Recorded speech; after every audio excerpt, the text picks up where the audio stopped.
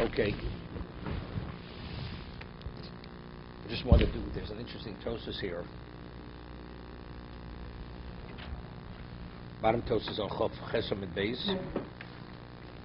The Gemara says, according to Rabbi Yochanan, although the primary kinyan acquisition for movables is kinyan kesef, the Chachamim, they revoked it, they nullified it, because they're concerned of Shem Yisuch Yitech B'Aliyah, that after the buyer pays for the item, what should be if a fire should break out and it's in the possession of the seller is not going to be concerned. He received his money, he's going to let it burn.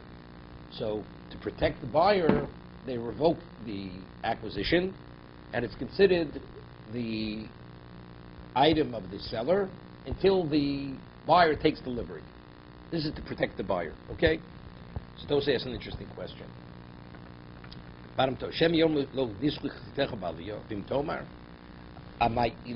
revoke a Torah law is not so simple. I'll give you an example. The Gemara says in Gittin, where it speaks about principle, that if a person writes a certain type of document, the Torah says that if a person has an outstanding loan, and the end of the Shemitah comes, the loan is actually canceled. The Torah says the lender has no right to collect the loan. It's Torah violation. The loan is canceled. Unless, so the Chachamim went and they enacted, legislated that if you write a certain type of document called prusbul, that protects the lender, that the loan is not canceled. And he says, all the outstanding loans that I have, money that's owed to me, whatever, and he has it signed by three people, that document protects whatever outstanding loan he has. It's called prusbul. Someone asked a question. Even though within halachic terms it's based on hefker, bez, and hefker, the Chachamim have a right to revoke and to transfer, condemn, whatever it may be, Mar says, but it's ein koch v'yichom lachodov min haTorah. The fact that they're revoking halacha. The Torah says that an outstanding debt is canceled at the end of the Shemitah. So by them using the principle of hefker, bez, and hefker, they're actually revoking the principle of Shemitah regarding canceling a debt. How do they do such a thing? That's the Gemara's question. Wait. So the Gemara answers. They felt it was necessary, because if they don't, people are going to stop lending money. That becomes the overriding factor. So it has to be a situation where it's because they have no choice. Of course, they're empowered, but the reason why they do it is because they really have no choice. But for the Chachamim to revoke something, even with a mechanism which they're empowered to use, they hesitate. Because if the Torah says something, so if the Torah says there's such a thing as kinyan kesef, if you pay, that is the basis for the acquisition, for the transfer of ownership. So the Chacham are concerned for the buyer to protect the buyer. He says, we could maybe work it out with leaving the acquisition in place and not revoking it, and yet the buyer will still be protected. How do we do that? So that's Tos's question. In Tomar, Amayokru Kiniyas Mos Shemidorais Lagamri. Why do they revoke the acquisition through giving value?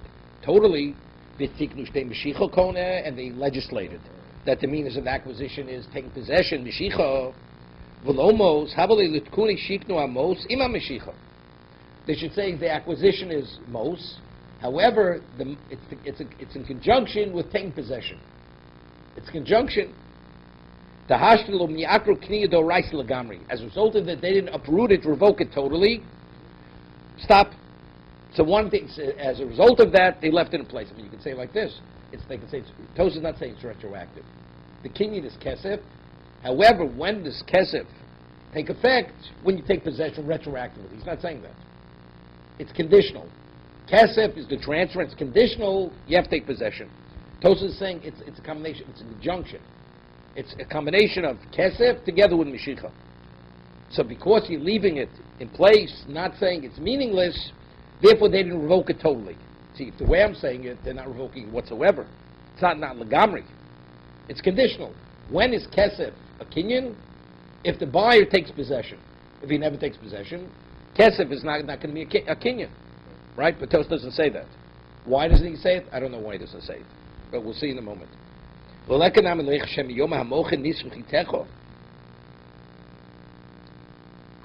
And you don't have to be concerned here that the seller is going to say, your weed has burnt. Why?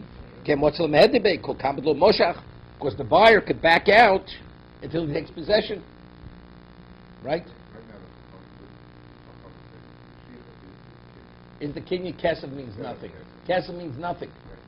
So he's saying, but kesef means that means they revoke the Torah. They're not acknowledging something the Torah says, which is, why do they have to revoke it and not acknowledge the Torah acquisition? It should be a combination of both, kesef and mishicha. He says, and you don't have to be concerned if something should happen, the seller is going to let it be destroyed, because it's not his until he takes possession.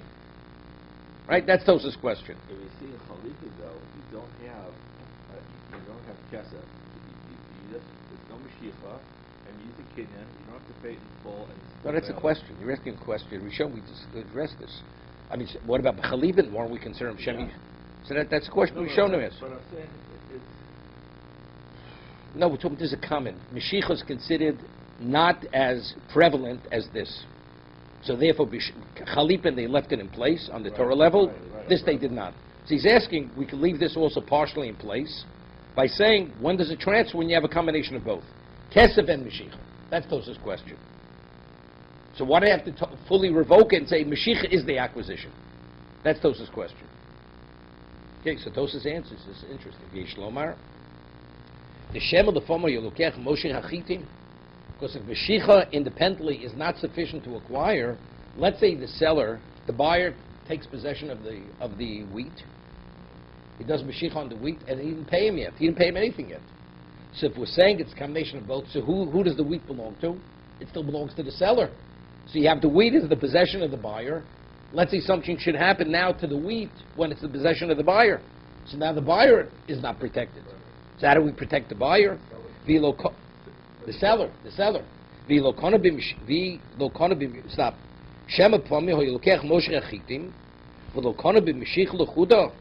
And if Mashiach independent of money is not sufficient to acquire, he'll tell the seller, your wheat burnt. He won't be concerned about the possession of the seller. So here we have to protect the seller. So by revoking kesef, and we'll say Mashiach independently could acquire, the moment the buyer takes possession, it's fully his, and he owes the value of the wheat which he took. Therefore, the buyer is protected and the seller is protected. That's Tos's answer. No. Tosas asks the question. Let it be a combination of both. Instead of fully revoking the acquisition of kesef, it should be a combination of both. You have kesef. It's not the buyers, and it's not sufficient just to give money. He also has to take possession. So the buyer is protected. Even if he gave money, money's not enough. He has to take possession. But they didn't revoke the kesef. So he says. So let's say the buyer takes possession, and he didn't pay anything. Right? It's not the buyers. It's still the sellers, because it's a combination of both. What should happen now? Something should happen when it's in possession of the buyer. The seller loses. So now we have to protect the seller. So by revoking the kesef totally, and we're saying Mashiach is sufficient for acquisition, so the moment the buyer takes possession of the wheat, it's the buyer's. So if that's the case, if something should happen now, the buyer is in control. Let him protect his own possession.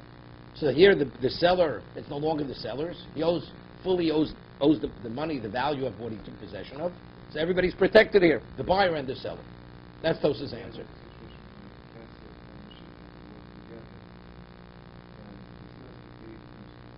No. He doesn't know. What does he have to pay him? It's not his yet. It's still the seller's. If Mashiach alone is not sufficient, it's only in conjunction with kesef. So if he didn't give him any kesef yet, and he didn't Mashiach, is it buyers? It's not the buyers. Whose is it? It's the sellers.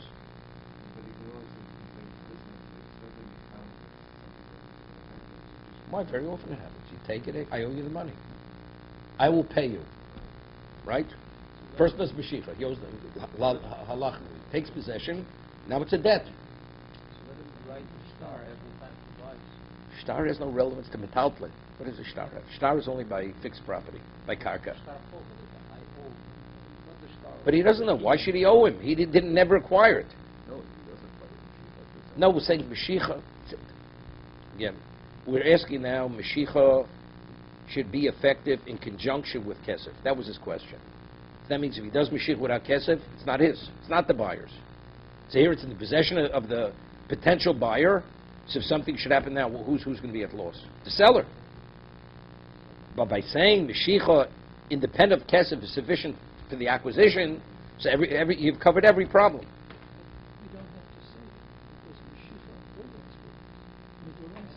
No, according to Rabbi Yochanan, we rule like Rabbi Yochanan. Mashiach is a rabbinic acquisition. Mashiach is rabbinical. Reish Lakish. No, that's rabbinical. The Mishnah is only rabbinical. The Gemara explained that's rabbinical Mashiach.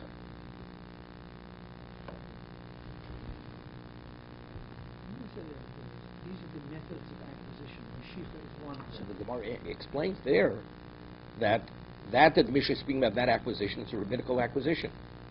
Because on a Torah level, according to Midoraisa, most konos, give money or value, that's the acquisition. That's the means of acquisition. And we're talking about movables. Movables. And when the Mishnah says Mashiach, that's Drabanan. It's rabbinical. It's a rabbinic acquisition. So I was supposed to tell him that he's saying that Mashiach and Kesef. No, he's explaining why Mashiach, why they revoked Kesef totally. They had to revoke it. They couldn't leave it partially in place. Because if we don't, then the seller's not protected.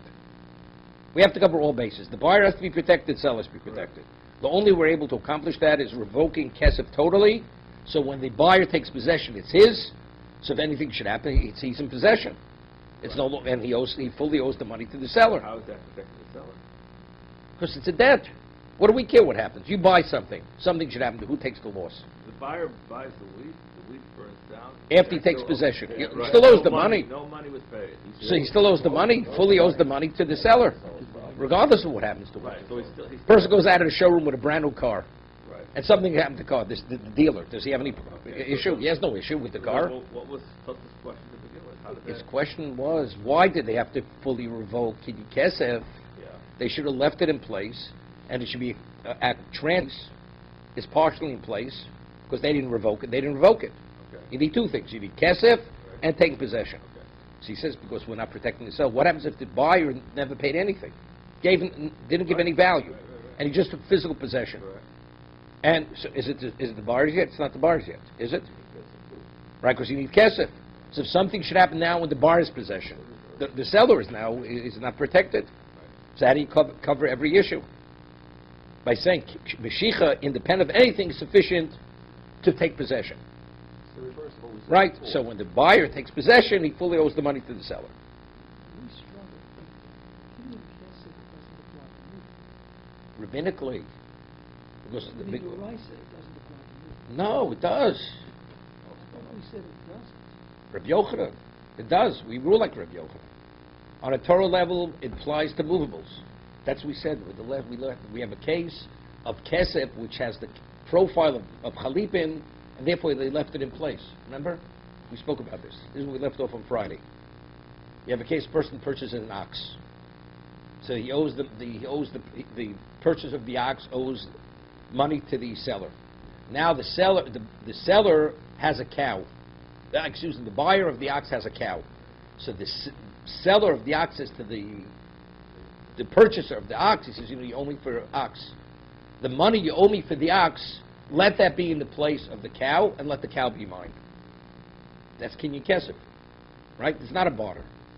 The debt for the ox, let that be the basis for the purchase of the cow. That's how the Gemara explained the Mishnah. So although it's kinyan kesef, and they revoked kinyan kesef, they revoked it. But because this is not a common case of kesef, because it has the profile of chalipin, they left it in place on a Torah level. They left the Torah law of kesef in place. Right? That's the Mishnah. That's how Reb Nachman learns the Mishnah.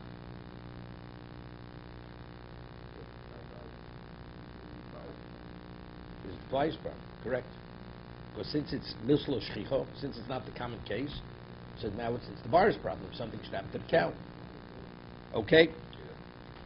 So that's Tosas' answer. The Tosas' answer, the reason why they had to revoke Kedin Kesef and say the acquisition is Mashiach to protect the seller. Now Tosas asks a question.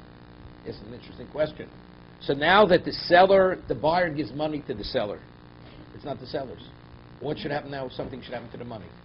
In the possession of the seller. The transfer didn't take place yet. So the money in the possession of the seller belongs to the buyer. Correct? So it belongs to the buyer. So we should say, Shema Yitzchul Ma'osav. His money may be lost. Tomar, Hashnam Kevin the most Enim Konos. Lefamim Yitin Alokech Mos Lemoche Kodim Shiyim Shou Chachitim. What happens if he prepays? The buyer prepays the purchase. And something should happen to the money. He says, look, it's not my problem. It was stolen, it was burnt, whatever happened to them. So now, how is the buyer protected? How do we protect his money? As we're concerned for the seller. The reason why we say it can't be a combination of both, because we have to be concerned for the seller. Because if he takes possession of the wheat, the buyer will say, it's not my problem, and the seller's at loss. So now that we're revoking Kinyan Mos, what happens if the buyer should prepay what he was going to buy, what he's going to take possession of?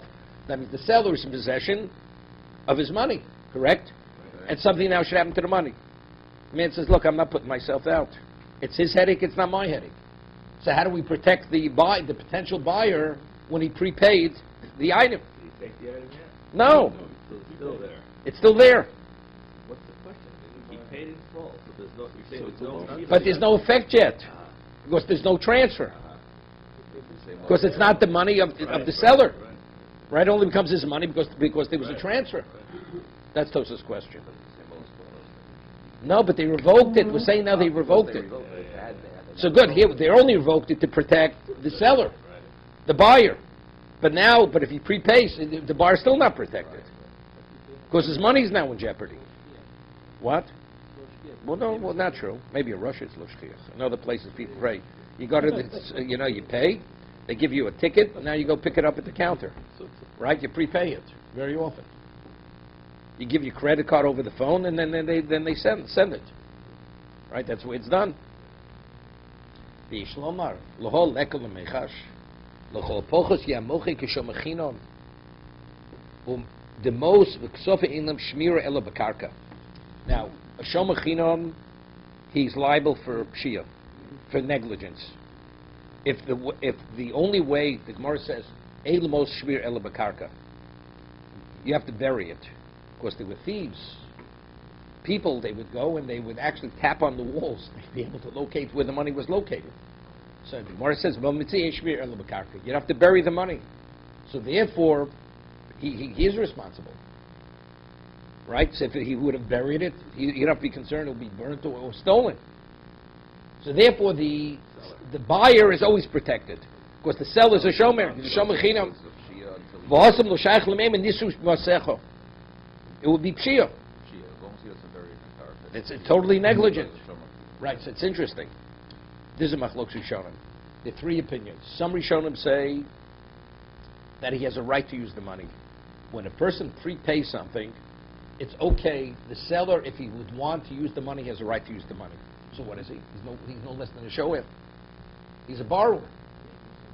No. But he could even be some class as a shower. If he wants to let you use the money to marry a woman, to purchase something, it's okay. So that he has full liability. So therefore, the buyer is fully protected in every conceivable situation. Some Rishonim say, since he doesn't act on it, he's like a shoma socher. Meaning, I'm giving you the right to use my money. That's my payment. So a paid watchman, paid custodian, he has greater liability and total negligence. As a result of that, whether it's shomachinim, shomasocher, shoel, the purchaser is protected. His money is protected. No, because no shechina means the seller, the buyer doesn't want him to use the money until he. Nevertheless, but I'm not going to give you money if my money is going to be in jeopardy on any circumstance. You have to take minimal responsibility. You can't leave the door wide open and leave the money on the table. That's understood.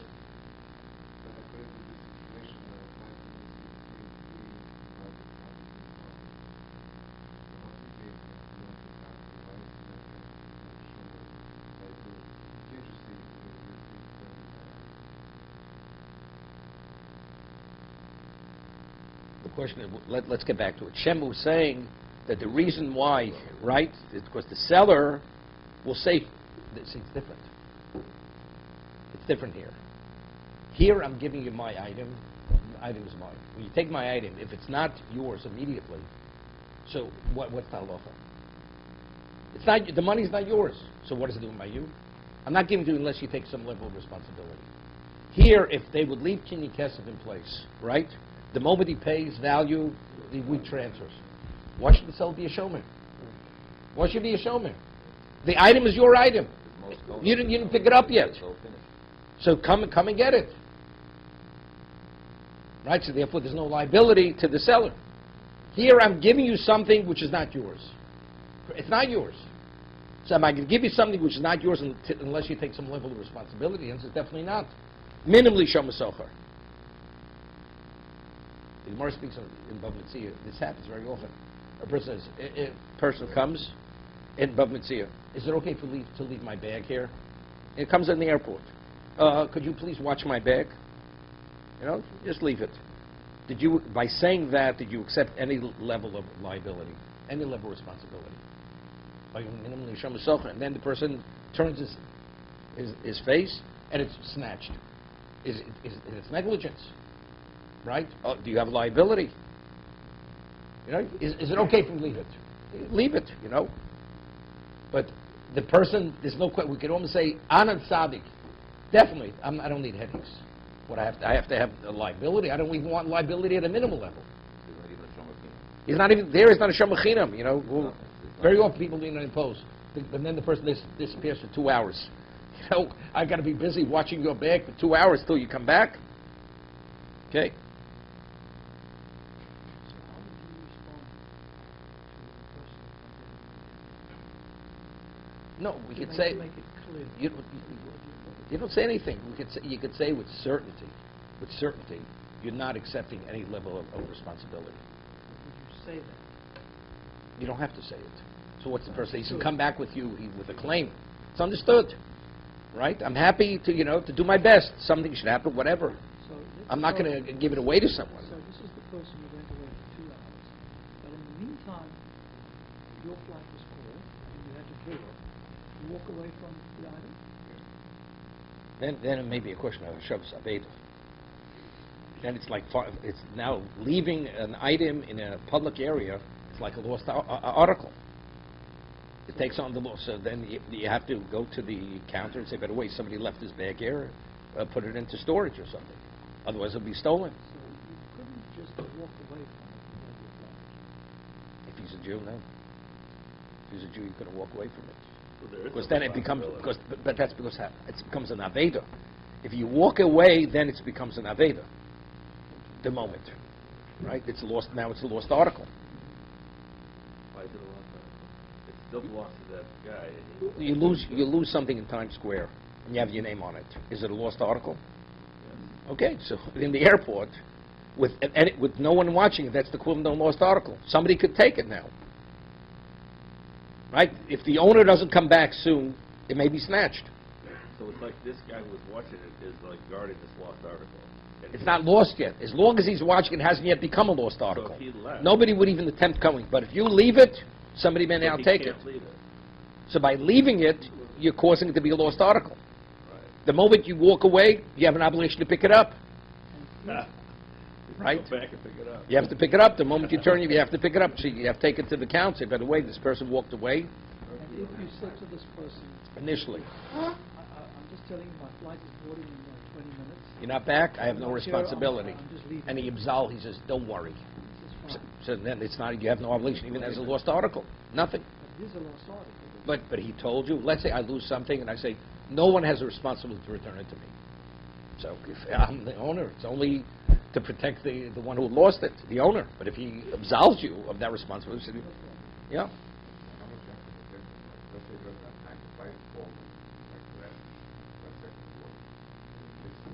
So the best thing is to say, by the way, I want to explain you something. By the time you get back, if you're not back in 5 minutes, I may not be here, I have no responsibility. And the person says, fine. Okay, not a problem. So then you've covered yourself. You have an obligation, Hashem Zaveda.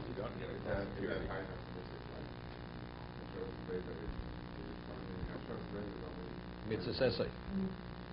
No, so then there's a question. No, that's a question, right. Let's say being involved cost you more than what you can earn in an hour. Then you have no obligation. Let's say you'll have to pay a penalty. You'll have to, no, not a problem. You have to pay a penalty on the ticket. And whatever you pay on the ticket may be worth more than the man's bag, or the time lost will be whatever it may be. So then you pass on it. Then you leave. But the easiest thing would be to cover it. It's like the Chofetz Chaim writes in one location. There's a halacha that you have to pay an employee at the proper time, and you have to pay him proper wage. You can't underpay him. So he says very often people make a mistake. The person agrees to work, do something, and the person says, "So what do you think?" He says, "We'll decide. We'll discuss it." After he does, this person knows something. I think it's worth this. So right away, what happens? There's a claim. There's going to be a suit. But if people initially would understand what it costs and what they're paying, they're able to avoid many of these complications, these disputes and hard feeling. And hard feeling leads to machlokes, and it leads to lashon hara. It leads to many things. So if a person initially would think and understand what the consequences of not having the ramifications, you avoid all kinds of problems. Yeah, Shabbos Adai, no problem. You're back in 5 minutes, it's fine. Longer than 5 minutes, I take no responsibility whatsoever. It's your headache, it's not my headache. And that's it. Because it happens, unfortunately, very often. They saddle you with you, all of a sudden it becomes your responsibility. Okay? Further. Next Mishnah. Rishus Gavoa B'Kesef.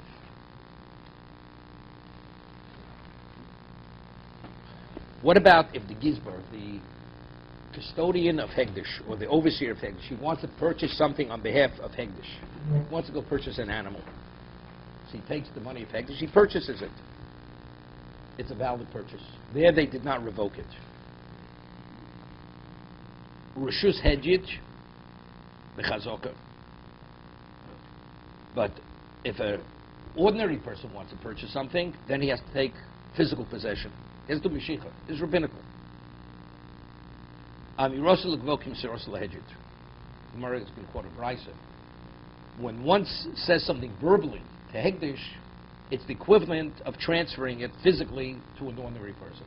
Gavoa, verbally regarding God taking possession, is the equivalent of transferring it to an ordinary person. Right? That's the concept. Person says, this animal should be Hegdish. This animal should be consecrated. Immediately. Transferred immediately. But if you want, this animal should be Shimon's, Shimon has to take possession. He has to do an act of Mashiach. He has to take physical possession of it. Now, there's a famous Meiri. What's the concept of Amirosa Group and Sirosal Hajit?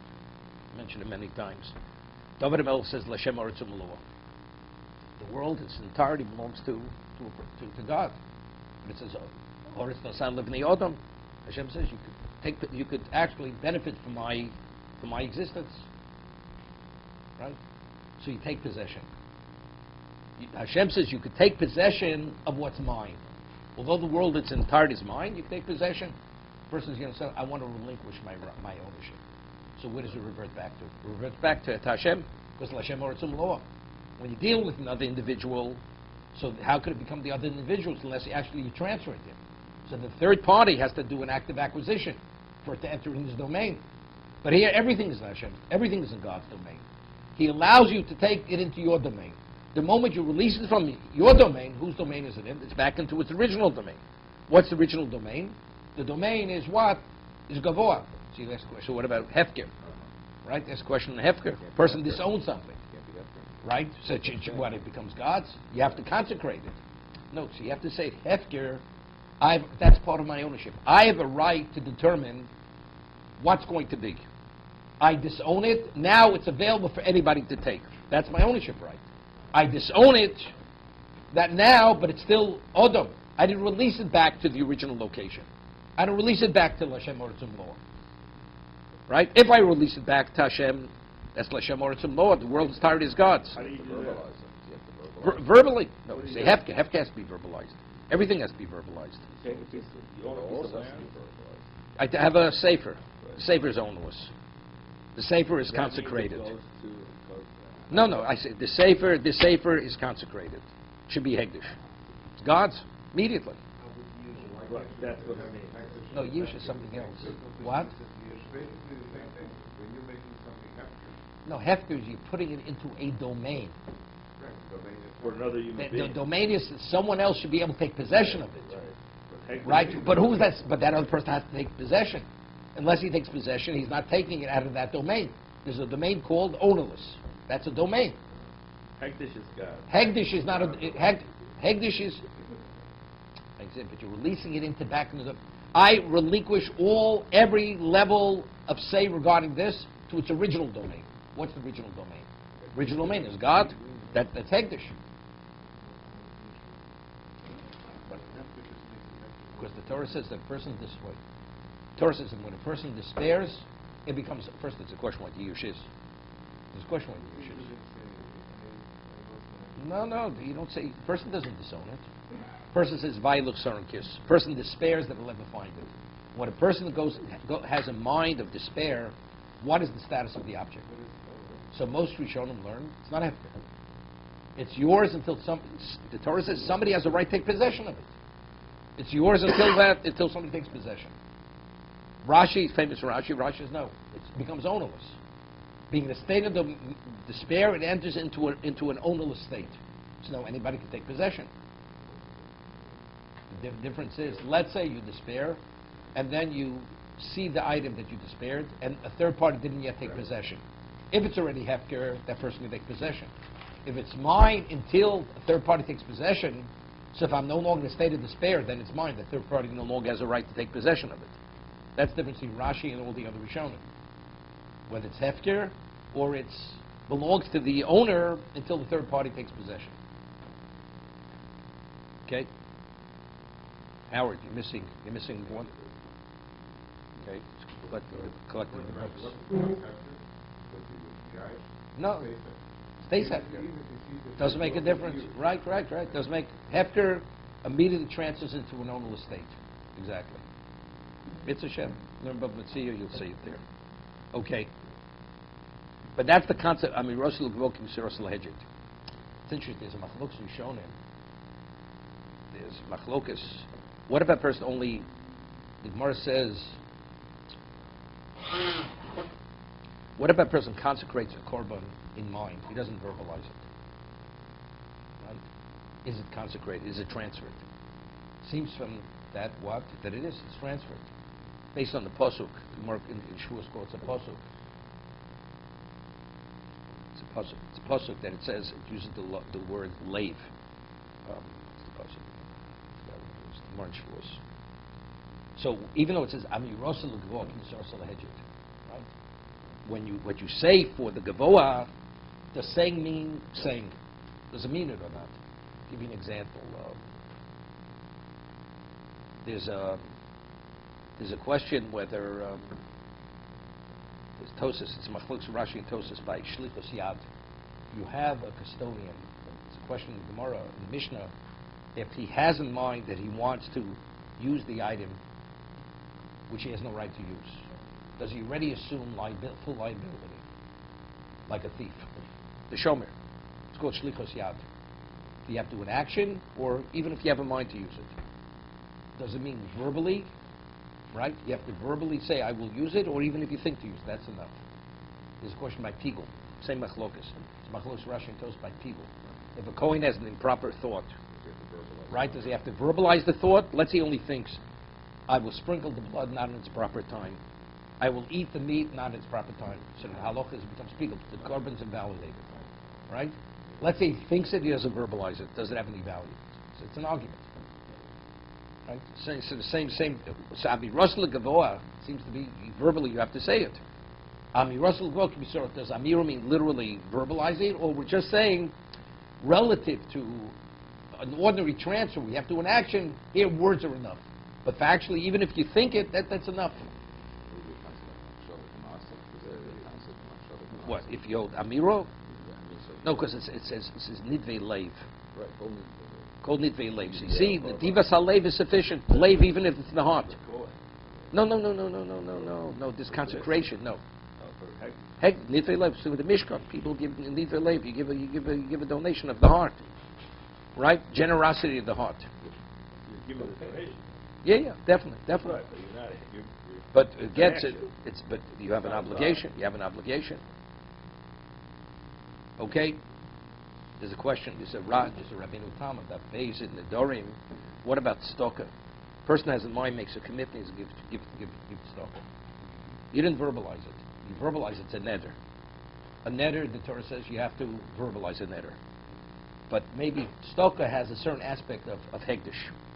It's a consecration.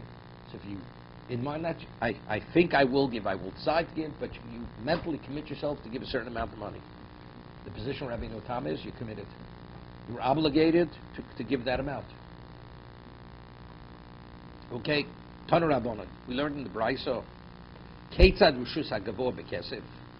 What is an example of that something for God, it's acquired with Kesef, they didn't revoke Kesef. Gizbush Nosamos B'Behemo. The overseer of Hegdish gives money to acquire an animal. Afilu Beim B'Sof Olam. Even if the animals elsewhere, he did not take physical possession. It could be the other end of the world. The monetary transfer to the owner is the acquisition. So there, they left it in place. They did not revoke it. Ubehedjit, but regarding an ordinary person, lokona achiyim shoch. He does not acquire it till actually takes physical possession.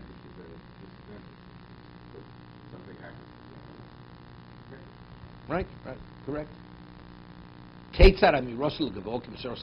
What is the equivalent where verbalization for gavoa is the equivalent of physically transferring to an ordinary person? This ox should be a burnt offering. Bai is a hegdish. This house should be consecrated. Afil b'sov olam. Even if the ox or the house isn't elsewhere, the other end, the kona, it's consecrated. The transfer takes place immediately. Vegit l'kona, but we're dealing with two individuals. He does not acquire achiyim shoch until he takes physical possession. That's referring to the animal. The yazik, or he does an act of chazaka in the structure. Rashi says, yim shoch is going on the animal, yazik is going on the bayis. So if he consecrates an animal over and he's in Australia, whose responsibility is it to take it? That's two different things. That's baltacher. You have a responsibility as a magdish to take to the Beis Hamikdash. It's your olah. Whose olah is it? But physically, but its status, it's hegdish, to be continued.